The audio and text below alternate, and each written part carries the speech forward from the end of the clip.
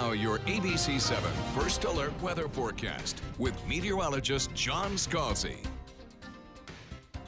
Across the region, temperature coming in at 66 degrees, a dew point value coming in at 58. That 58-degree dew point, that feels so good. That's so nice when you get the dew point values into the 50s because the humidity is low enough that it just feels delightful. And that's the way it's going to be over the next day or two, I think. We'll see those lower dew point values. Now, as we get into closer to the weekend, we'll start to see our wind shift from this easterly direction to a more southeasterly, even southwesterly direction, and that's going to really just pump up our dew points pretty quickly. So enjoy it while you can.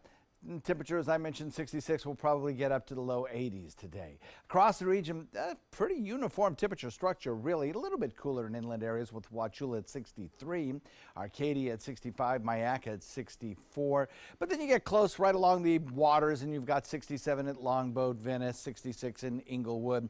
Sarasota at 66, 65 degrees in Bradenton. We'll top it out today at about 81 degrees. Maybe a couple of degrees warmer than that. Let's say 83 for a daytime high. 81 by 3, though. A lot of sunshine around. Little rain chance right straight for the next, well, till Friday. And then as we head into the evening today, temperatures will fall off into the 70s. We'll have a breeze coming in out of the east. Not much of a sea breeze today. The breeze is going to be a little bit too strong to support a sea breeze. Sea breeze will be kept at bay. And then as we head into the overnight hours, we'll drop it down into the 50s. Again, very lovely low humidity air in place. Across the entire peninsula, not a drop of rain falling. We may see an isolated shower along the other coastline, that because of that easterly wind picking up moisture from the Atlantic and kind of creating a few low showers across the coast, east coast, but nothing for us. And then back to the west, those showers will be a little bit heavier, stretching from Texas to the mid-Great Lakes. Our area sees rain-free conditions for the next several days. We could use some rain. We're going to finish up the month about 3 inches below where we normally should be. So hopefully by Friday we catch a little bit of rainfall. This is a frontal boundary that will be approaching our state.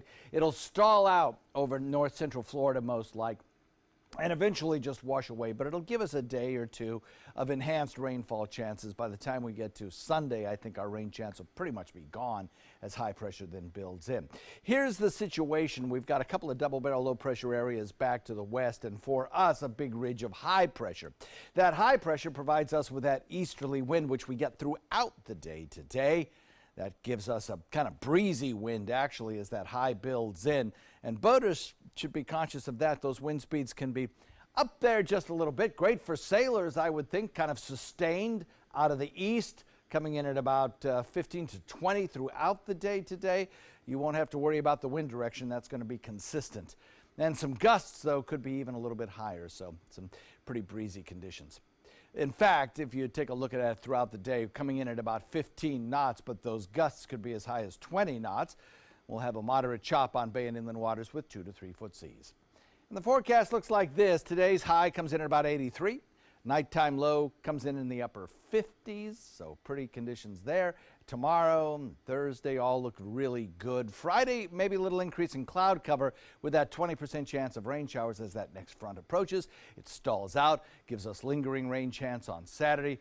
Easter looks good, though. Low humidity air, plenty of sunshine around, and a daytime high of about 81. Those 80s continues into next week.